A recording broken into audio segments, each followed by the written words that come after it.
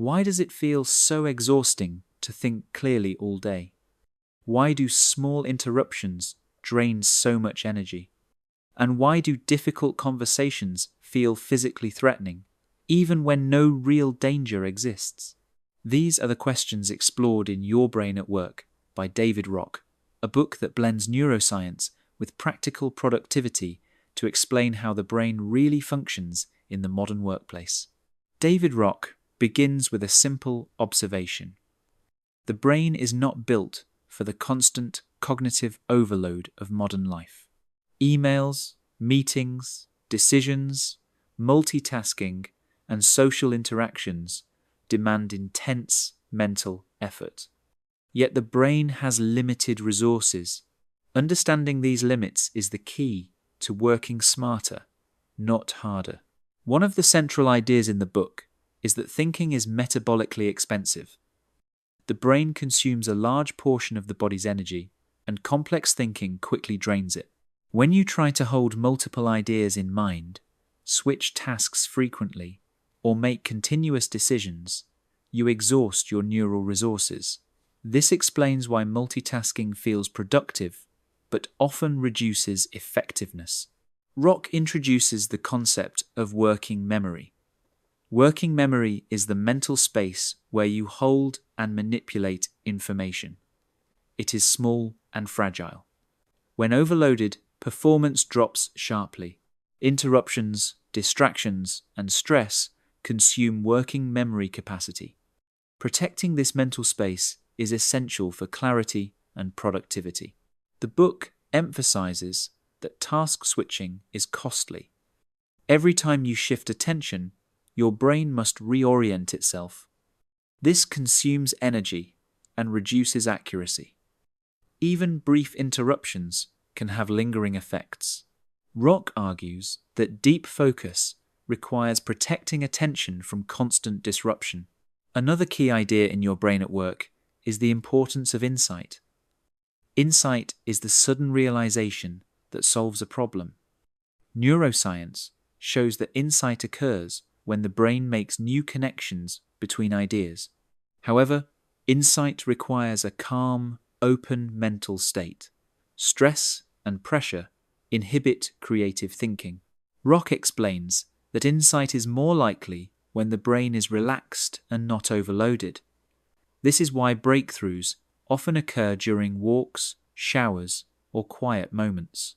To generate insight, you must create space in your schedule for reflection and mental rest.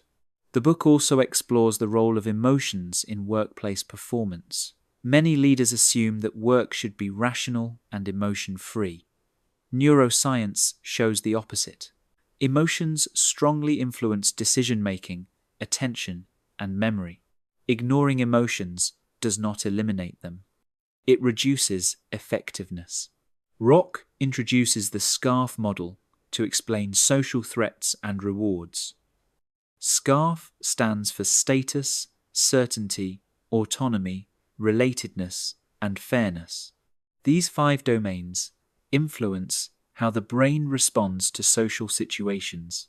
When one of these areas is threatened, the brain reacts as if facing physical danger. For example, a perceived threat to status can trigger defensiveness. Uncertainty increases anxiety. Lack of autonomy reduces motivation. Social exclusion activates pain centers in the brain. Perceived unfairness generates strong emotional reactions. Understanding SCARF helps leaders create environments that reduce threat and increase engagement. The brain seeks to minimize threat and maximize reward. Even subtle social cues can trigger powerful responses. A dismissive tone, unclear expectations, or inconsistent rules can create stress. Clear communication, respect, and transparency foster psychological safety. Another important concept in the book is the brain's tendency to conserve energy. The brain prefers habits and familiar patterns because they require less effort. Changing behavior requires significant cognitive resources. This is why forming new habits is challenging, and why change initiatives often fail. Rock explains that focusing on solutions rather than problems conserves energy. Problem-focused thinking can trap the brain in stress responses. Solution-focused conversations activate reward circuits and increase motivation. Leaders who ask solution-oriented questions stimulate insight rather than defensiveness. The book also discusses decision fatigue. Every decision consumes neural resources. As the day progresses, decision quality declines. Prioritizing important decisions earlier in the day improves outcomes. Reducing trivial choices preserves mental energy for strategic thinking. Rock highlights the importance of labeling emotions. Research shows that naming emotions reduces their intensity. When you identify what you are feeling, the brain shifts from reactive circuits to reflective ones. Emotional regulation begins with awareness. The book also explores how feedback should be delivered. Traditional feedback often triggers threat responses. When people feel criticized or judged, their brains become defensive. Effective feedback focuses on future improvement rather than past mistakes. It encourages autonomy and growth rather than blame. Rock emphasizes the importance of attention management. Where attention goes, neural connections strengthen. Repeated focus on certain thoughts builds mental habits.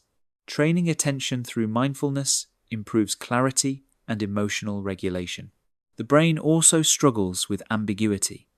Unclear goals and vague expectations create stress. Clear priorities reduce cognitive load. Leaders who articulate specific outcomes improve team performance. Another major theme in your brain at work is the importance of breaks. Continuous effort reduces accuracy and creativity. Short breaks restore working memory capacity. Even brief mental resets improve performance. Sustainable productivity requires rhythm rather than constant intensity. Rock also explains how social interactions influence brain chemistry. Positive recognition increases dopamine and motivation. Collaborative environments increase oxytocin and trust. Negative interactions increase cortisol and reduce cognitive flexibility. Workplace culture has biological consequences. The book emphasizes that self-awareness is foundational. Understanding how your brain reacts to stress, uncertainty, and challenge allows you to design better routines. High performers protect focus, schedule reflection, and manage social dynamics intentionally. Another key lesson is that insight-driven change is more powerful than imposed change. When individuals generate their own insights, neural connections strengthen.